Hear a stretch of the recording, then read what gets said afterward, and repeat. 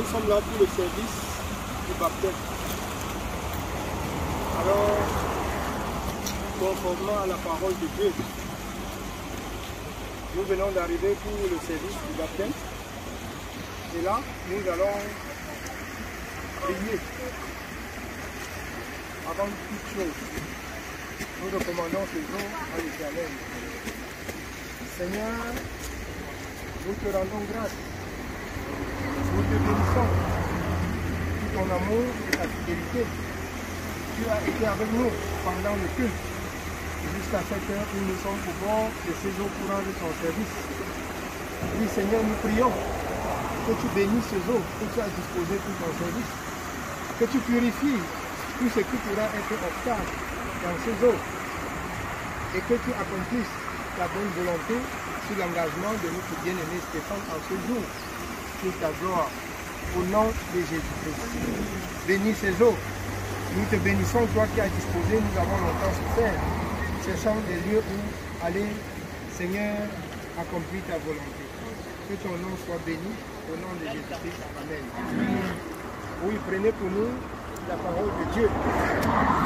Dans le livre de Matthieu, chapitre 3, à partir du verset 4. Matthieu chapitre 3, à partir du verset 4. Matthieu 3, nous commençons au verset 4. Jean avait un vêtement de poil de chameau et une ceinture de cuir autour des reins. Il se nourrissait de sauterelles et de miel sauvage.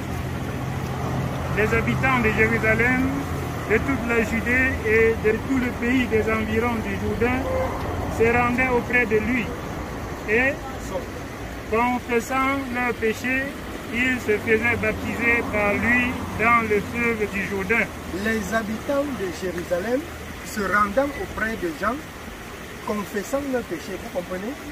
Confessant leurs péchés, se faisaient baptiser par lui dans le fleuve du Jourdain. Donc le baptême au juste se fait dans l'eau telle que vous voyez les eaux du Jourdain également étaient un coup d'eau. Alors je demande les eaux de Jourdain qui étaient un coup d'eau dans la parole de Dieu dans Jean 3. Cependant, nous continuons plus bas avant d'arriver sur Jean 3. On continue. Au verset 7.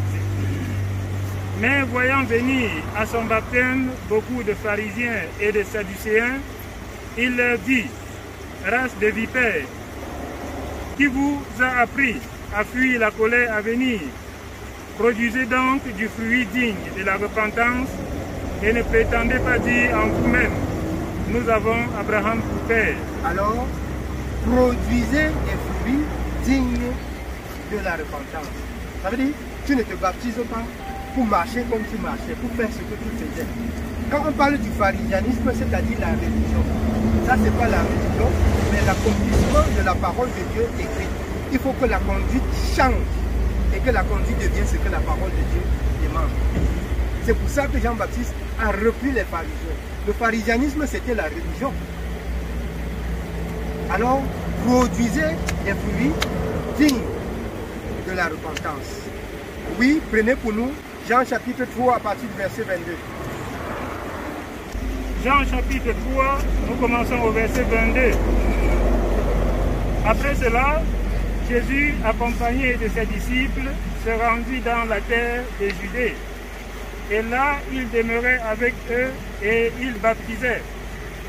Jean aussi baptisait à Hénon, près de Salim, parce qu'il y avait là beaucoup d'eau. Alors, Jean aussi baptisait à Hénon, près de Salim, parce qu'il y avait là beaucoup d'eau. Contrairement à ce que la religion nous montre. Là, il y a beaucoup d'eau qui coule. C'est pas ça? Alors, c'est l'accomplissement de la parole de Dieu. C'est ça, le baptême, selon la parole de Dieu.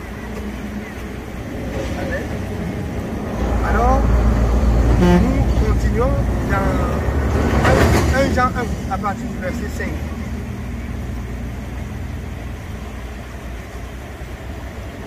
Jean chapitre 1, nous commençons au verset 5.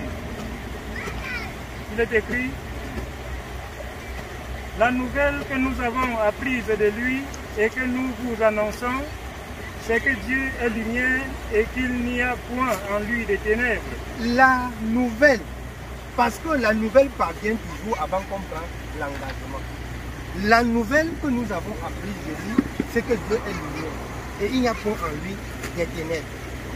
C'est-à-dire, on prend l'engagement pour changer, pas pour rester dans les ténèbres. Dieu est lumière. Oui. Au verset 6, si nous disons que nous sommes en communion avec lui et que nous marchions dans les ténèbres, nous mentons et nous ne pratiquons pas la vérité. Si nous disons que nous sommes déjà enfants de Dieu et on marche, pas comme la parole de Dieu dit, c'est que nous sommes des menteurs. C'est que la vérité, il n'y a pas la vérité en nous. Oui. Mais si nous marchons dans la lumière comme il est lui-même dans la lumière, nous sommes mutuellement en communion et le sang de Jésus, son Fils, nous purifie de tout péché. Et le sang de Jésus, son Fils, nous purifie de tout péché. Si nous entrons en communion avec lui, nous faisons ce qu'il demande, son sang nous purifie.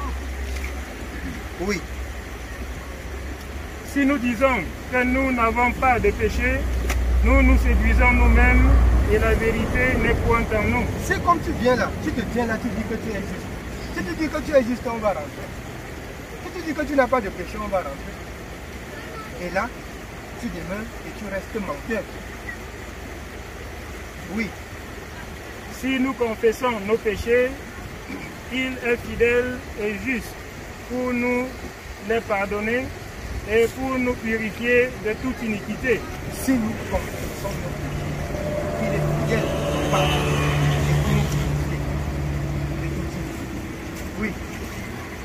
Si nous disons que nous n'avons pas péché, nous le faisons menteur et sa parole n'est point en nous. Si nous disons qu'on n'a pas de péché et qu'on veut servir Dieu comme ça, c'est comment? C'est que c'est le mensonge. Oui. Continuez au chapitre suivant. Nous continuons au chapitre 2, à partir du verset 1. Mes petits enfants, je vous écris ces choses afin que vous ne péchiez point. Alors, si vous prenez cet engagement, vous n'allez plus pécher. Afin que vous ne péchiez point. Oui. Et si quelqu'un a péché, nous avons un avocat auprès du Père, Jésus-Christ, le juste. Il est lui-même une victime expiatoire pour nos péchés, non seulement pour les nôtres, mais aussi pour ceux du monde entier. Amen. Non seulement pour nous, mais aussi pour ceux du monde entier. Quiconque croira en quelque lieu que ce soit, selon Acte 2, dans le monde entier, qui ne marche pas dans la justice, il est menteur. Si quelqu'un marche dans la justice, où qu'il soit dans le monde entier, c'est un enfant de Dieu véritable. Amen. Alors, les bien-aimés, je ne vais pas être beaucoup long. Alors, nous allons lire Proverbe 28 à partir du verset 13.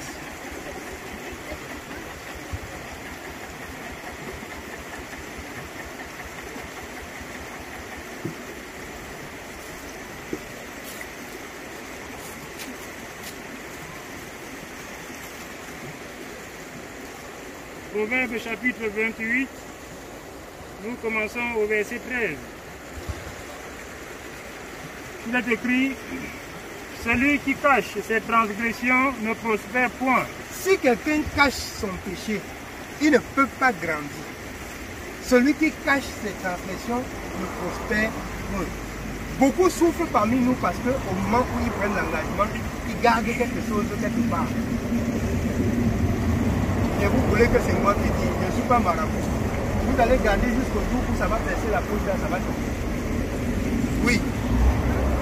Mais celui qui les avoue et les délaisse obtient miséricorde. Celui qui accepte son péché et qui abandonne. C'est ça qu'on fait. Miséricorde. Prenez pour nous encore, bien aimé, Job 31, 33.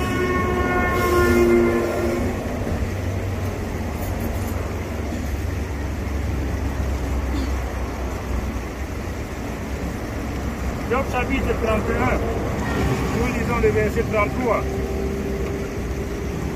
Ainsi comme les hommes, j'ai caché mes transgressions et renfermé mes iniquités dans mon sein, parce que j'avais peur de la multitude, parce que je craignais le mépris des familles. Maintenant, dans l'écart, et n'osant franchir ma porte, oh, il me fera trouver quelqu'un qui m'écoute. Si comme les hommes, j'ai renfermé, caché le péché, parce que je vois la multitude, je vois les grâces, alors qui me fera voir quelqu'un qui va m'écouter. Oui, bien aimé, allons dans le livre de Somme 22, à partir du premier verset.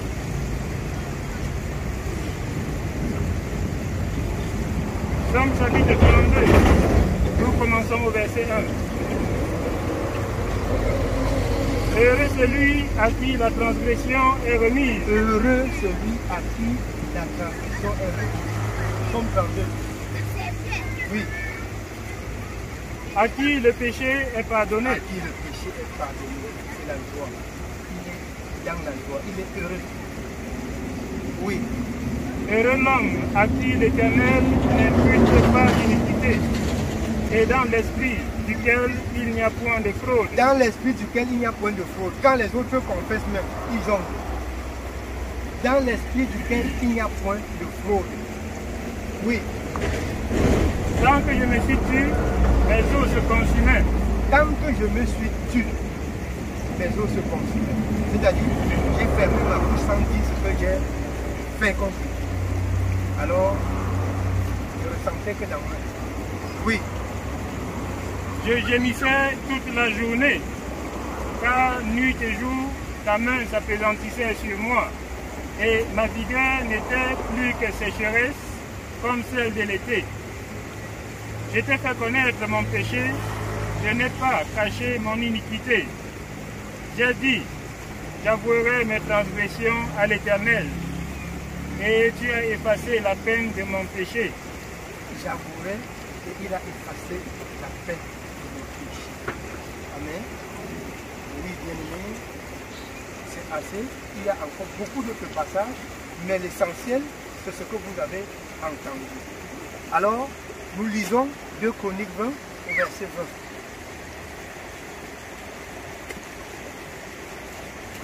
Deux Chroniques 20, 20.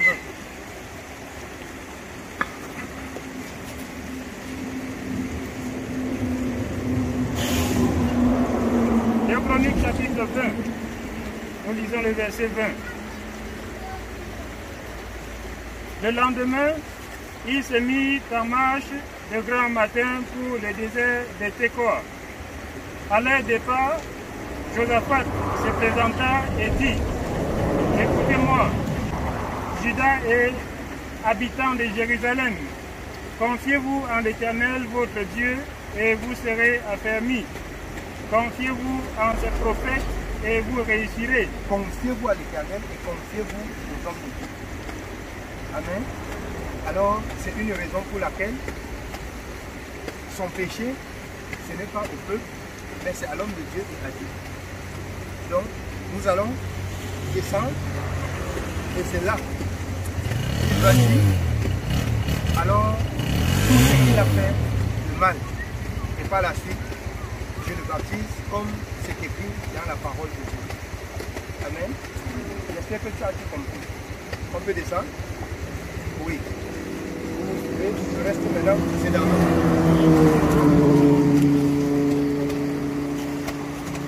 regardez ma voiture, hein. Vous avez David. tu descends, hein? David.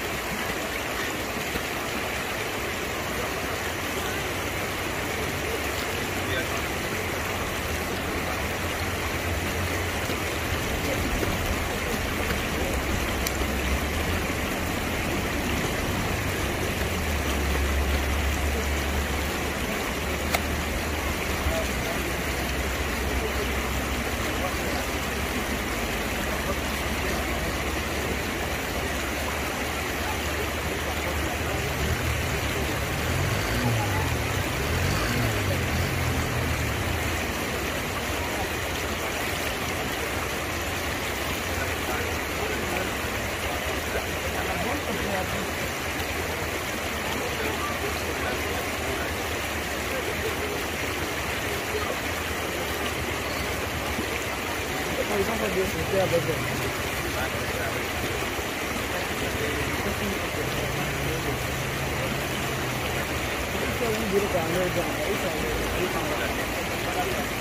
va aller tout.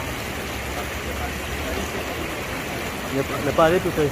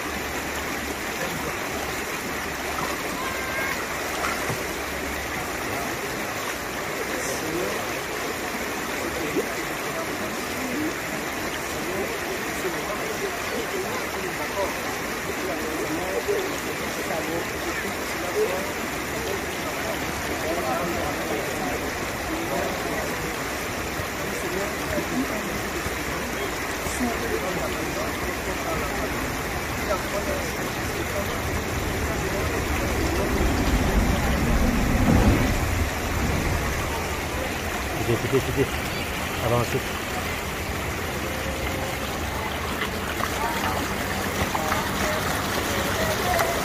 Avancez, on sonne.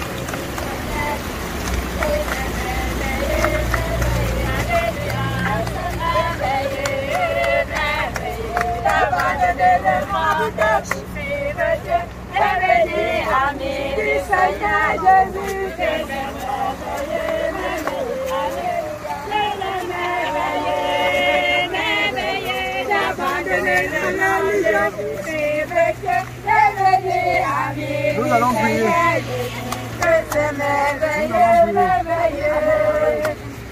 Alors, Seigneur, nous te rendons grâce et nous te disons merci pour ce moment et pour cet engagement de la part de notre bien-aimé Stéphane qui quitte le monde de la vision de l'Éternel.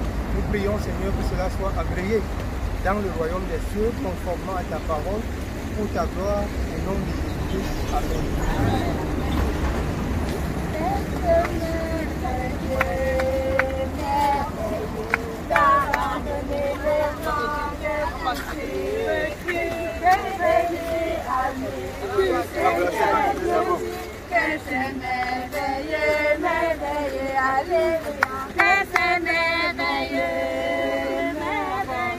Abandonner la religion, devenir ami du Seigneur Jésus, que c'est merveilleux, merveilleux, alléluia, que c'est merveilleux.